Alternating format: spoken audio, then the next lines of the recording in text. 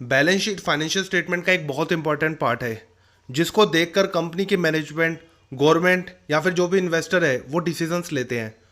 But इसमें problem आती है कि कई बार ये मैच नहीं हो पाती। तो कौन से ऐसे पॉइंट्स हैं जिसको अगर हम देखें तो उसके बाद हमारी बैलेंस शीट मैच करे। मैं हूं विकास मैनी, आप देख रहे हैं ONS स्टडी सर्कल। आज की इस वीडियो का टॉपिक है why your balance sheet does not match. इसको हम बेसिकली 6 पॉइंट्स के थ्रू देखेंगे। सबसे पहले इसमें इश्यूज को समझेंगे कॉन्सेप्चुअल या फॉर्मेट के, फिर हम कैलकुलेशंस एरर को देखेंगे, एडजस्टेड परचेस या प्रॉफिट परसेंटेज टू कॉस्ट और सेल, फिर adjustment entry versus trial balance entry, इसको समझेंगे। और इससे पहले मैं आपको रिक्वेस्ट करना चाहूँगा, final accounts with adjustments, problems and solutions, इस पर हमने वीडियोस बना रखी है, आप उसे एक्सेस जरूर करें, जिसमें हमने ईच एंड एवरी एडजस्टमेंट्स को कवर किया है। Let's start the video. सबसे पहले हम बात करते हैं कॉन्सेप्चुअल इशू की। अब देखिए, बिजनेस की कौन कौन सी ऐसी एक्टिविटी है जिससे प्रॉफिट होता है या लॉस होता है, ये समझना बहुत ज़रूरी है। प्रॉफिट कब होता है? जब आपकी एसेट बढ़ती है या रेवेन्यू इनकम बढ़ती है, या फिर अगर खर्चे कम होते हैं तो वो भी प्रॉफिट है। और इसके अपोजिट सिचुएशन में आपका लॉस होता है। अब अगर हम स्पेशल एडजस्टमेंट्स की बात करें, जैसे prepaid expense, accrued income, deferred expense, क्योंकि डिफर्ड क्या है? जो आपने डिले कर दिया, जो इस महीने का नहीं है, अगले महीने का खर्चा है, तो इस महीने तो एक तरह से आपके खर्चे में से वो रिड्यूस हो जाएगा। तो अगर खर्चे कम हो रहे हैं तो वो भी प्रॉफिट है। और वहीं अगर लॉस की बात करें तो अगर कोई खर्चा डिले हो गया, आपने देना था पर आपने दिया नहीं, बट आपकी लायबिलिटी बढ़ गई, लायबिलिटी बढ़ना एक तरह से लॉस है। तो आउटस्टैंडिंग एक्सपेंस, या फिर अगर कोई प्रोविजन बनाते हैं कि इतना पैसा हो सकता है डूब जाए, तो वो प्रोविजन भी एक तरह का आपका खर्चा बढ़ाता है, तो इस वजह से आपका लॉस पड़ता है। तो अभी हमने देखा कि कॉन्सेप्चुअल इश्यूज क्या क्या आते हैं। अब हम देखते हैं फॉर्मेट से रिलेटेड इश्यूज क्या क्या आते हैं। अब देखिए, जैसे दो टर्म्स लिखी हुई है, डेप्रिसिएशन इंक्रीज बाय 5000 या फिर डेप्रिसिएशन इंक्रीज टू 5000। अब इसमें डिफरेंस क्या है? मान लीजिए पहले से डेप्रिसिएशन चार्ज किया हुआ है 2000, बाय 5000 का मतलब है 5000 से बढ़ गया है, तो यहां 5000 ऐड कर देंगे, तो अब आपका डेप्रिसिएशन होगा 7000। और वहीं अगर लिखा हुआ है डेप्रिसिएशन इंक्रीज टू 5000, तो यहां मतलब है 5000 तक बढ़ गया है। 2000 पहले से अब 5000 हो गया, तो दैट मीन सिर्फ 3000 बढ़ा। और ये बेसिक टर्मिनोलॉजी का डिफरेंस आता है। अब देखिए, लिखा हुआ है old provision return back with new provision as 10%। Return back का मतलब है कि जो पहले लिखा हुआ था उसको हटा दिया। पहले लिखा हुआ था 5000, अब हो गया 12000, तो एक्चुअल टोटल इंपैक्ट कितना आएगा? 7000। तो आप 12000 माइनस 5000, 7000 का इंपैक्ट शो करेंगे। तो यहां हमें टर्मिनोलॉजी को समझना बहुत जरूरी है। From, by, into, to, further increase, तो ये टर्मिनोलॉजी पर अगर हम ग्रिप लेते हैं तो हमें ऐसी प्रॉब्लम नहीं आती। अब हम समझते हैं कैलकुलेशन एरर। कई बार क्या होता है, जैसे 50,000 की एंट्री है, हम गलती से 5 लाख लिख देते हैं, या फिर 5 लाख की एंट्री को 50,000 लिख देते हैं। तो ऐसी कैलकुलेशन एरर जब आ जाती है तो इसको कैसे रिमूव किया जाए? इसको सबसे पहले आप देखें बिग वर्सेस स्मॉल के कॉन्सेप्ट के थ्रू। जैसे कुछ एंट्रीज होती है जिनका अमाउंट बहुत बड़ा होता है, तो एक तरफ आप बिग एंट्री का टोटल कर लें, दूसरी तरफ स्मॉल एंट्री का। तो बिग एंट्री का टोटल अगर आपका मैच कर जाता है तो स्मॉल एंट्री का टोटल आप कर सकते हैं, उसको देख लें सेक्शन में डिवाइड करके।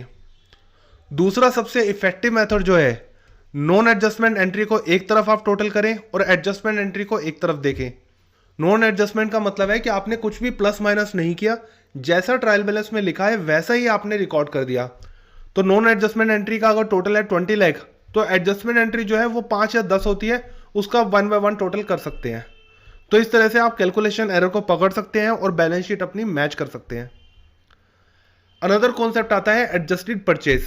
अब ये कॉन्सेप्चुअल इशू है जिसमें प्रॉब्लम आती है कई बार रिकॉर्डिंग की। अब देखिए, बिजनेस ने एक पर्टिकुलर महीने में सामान खरीदा 50,000 का, बट यहां अगर हम बात करें परचेज की, तो इसमें हम ओपनिंग दिखाते हैं, क्लोजिंग दिखाते हैं। ओपनिंग मान लीजिए महीने के शुरू में पड़ा हुआ था 1,10,000 का, क्लोजिंग अब महीने के एंड में देख रहे हैं तो है 30,000। दैट मीन स्टॉक भी जो हमारे पास पड़ा हुआ था, क्योंकि कभी ना कभी आपने स्टॉक खरीदा होगा, तो वो खरीदा हुआ माल भी आपने कंज्यूम कर लिया 80,000 का, जो पहले स्टॉक में पड़ा हुआ था। 50,000 का आपने और खरीद लिया, तो दैट मीन्स अगर अब क्लोजिंग बैलेंस सिर्फ 30,000 है, तो आपने टोटल जो परचेस कंज्यूम कर ली है वो है 1,30,000 की, और इसी को कहते हैं एडजस्टेड परचेस। अब अगर हम देखें तो इसमें क्लोजिंग स्टॉक का जो इफेक्ट है 30,000 पे, वो हम ऑलरेडी एडजस्ट कर चुके हैं, ओपनिंग स्टॉक ऑलरेडी एडजस्ट कर चुके हैं, तो इसलिए अगर आप एडजस्टेड परचेज देखते हैं कहीं भी तो वहाँ आप क्लोजिंग ओपनिंग के एडजस्टमेंट नहीं करेंगे, बट कई बार ऐसे करते हैं जिसकी वजह से बैलेंस शीट मैच नहीं करती। अब हम चलते हैं अगले कॉन्सेप्ट की तरफ, जो है profit percentage to cost price. इसमें बहुत ज़्यादा प्रॉब्लम आती है। अब देखिए, प्रॉफिट अगर दे रखा है 25% ऑन कॉस्ट, तो हम सोचते हैं कि सेल पर परसेंटेज कैसे निकालें। सबसे पहले ये समझते हैं कि सेल का मतलब क्या है। जितना कॉस्ट होती है उसमें हम प्रॉफिट ऐड करते हैं, तो प्रॉफिट एंड कॉस्ट का मतलब क्या है, 25% है, तो 25% के लिए मल्टीप्लाई बाय 100, और मान लेते हैं हमारी जो कॉस्ट है वो है 100। तो अगर हम बात करें प्रॉफिट ऑन सेल की, तो यहां डिवाइड में सेल होगा, और सेल क्या है, कॉस्ट प्लस प्रॉफिट। कॉस्ट है 100, 25 हो गया प्रॉफिट, तो 25 डिवाइडेड बाय 100 प्लस 25, तो आपका प्रॉफिट जो होगा वो होगा 20% ऑन सेल। तो इस तरीके से इसको कैलकुलेट किया जाता है। अब हम समझते हैं अपनी अनदर पॉइंट को, adjustment entry versus trial balance entry. इसमें देखिए, ट्रायल बैलेंस में फॉर एग्जांपल सन्ड्री एडेप्टर दिया हुआ है 50,000 पे, प्रोविजन दे रखे हैं 5,000 के। अब अगर हम एडजस्टमेंट को देखें, एडजस्टमेंट में भी प्रोविजन है, तो हमें डाउट आता है कि यहाँ तो दो बार प्रोविजन है, ट्रायल बैलेंस में भी प्रोविजन दिया हुआ है और एडजस्टमेंट में भी प्रोविजन दिया हुआ है, तो हम क्या करें। तो सबसे पहले देखिए, एक बात समझने की जरूरत है। यहाँ सन्ड्री एडेप्टर ट्रायल बैलेंस में है और यहाँ प्रोविजन 5,000 का भी ट्रायल बैलेंस में है, तो that means sundry adapter already adjust हो चुका है। क्योंकि अगर हम पहले से बता रहे हैं, मुझे पहले से पता है कि मुझे 100 रुपये मिलने हैं और उसमें से 20 रुपये चले जाएंगे, तो अल्टीमेटली मैं ये लिखूंगा कि मुझे अब 80 रुपये मिलने हैं। मैं यही नहीं लिखूंगा कि अभी भी 100 रुपये मिलने हैं। तो आपने एक तरह से लिखा कि सन्ड्री एडेप्टर इतने हैं, क्योंकि इतने तो प्रोविजन बना लिए हैं, तो ये ऑलरेडी एडजस्टेड है। तो अब देखते हैं इसका एक्चुअल इफेक्ट क्या होगा। एक्चुअल इफेक्ट होगा 50,000 सन्ड्री एडेप्टर के माइनस 8,000 जो आपका प्रोविजन है। यहाँ 5,000 को एडजस्ट नहीं करेंगे क्योंकि वो ट्रायल बैलेंस में ऑलरेडी अवेलेबल है। तो ये एक प्रॉब्लम है जो बेसिकली आती है adjustment entry versus trial balance entry के थ्रू। और ट्रायल बैलेंस में डेबिट कब आता है, क्रेडिट कब आता है, उसके लिए rules of debit and credit को समझना जरूरी है, जिस पर ऑलरेडी हम वीडियो बना चुके हैं, rules of debit and credit in accounting के नाम से। आप उसे एक्सेस जरूर करें। तो आज की इस वीडियो में हमने कुछ ऐसे इंपॉर्टेंट पॉइंट्स को देखा जिसको अगर आप फोकस करें तो उसके बाद आपकी बैलेंस शीट मैच करेगी। I hope you like this video, और ONS स्टडी सर्कल की कम्युनिटी से जुड़ने के लिए इस चैनल को सब्सक्राइब करें, इस वीडियो को लाइक और शेयर जरूर करें। Thanks for watching.